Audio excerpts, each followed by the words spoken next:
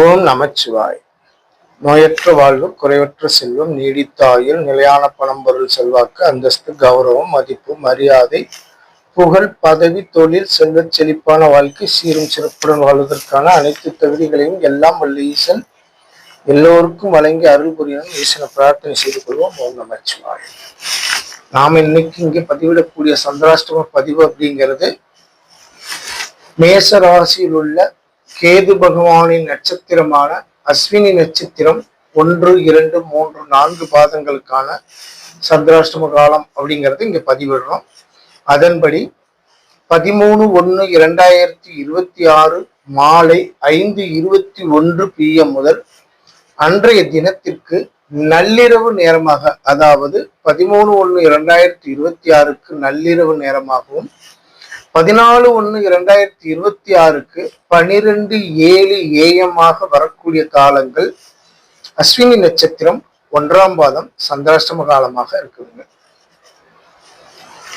அன்றைய தினம் 14/1/2026 12:07 AM முதல் அன்றைய தினம் முற்பகல் 6:52 AM வரை வரக்கூடிய காலங்கள் அஸ்வினி நட்சத்திரம் 2ஆம் பாதம் சந்திராஷ்டம காலமாக இருக்கிறது.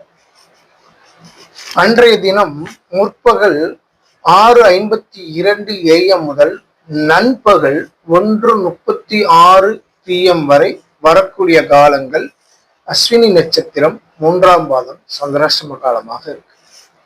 இந்த 14/1/2026க்கு நண்பகல் 1:36 PM முதல் அன்றைய தினம் இரவு 8:21 PM வரை வரக்கூடிய காலங்கள் அஸ்வினி நட்சத்திரம் 4ஆம் பாதம் சந்திராஷ்டம காலமாக இருக்கு.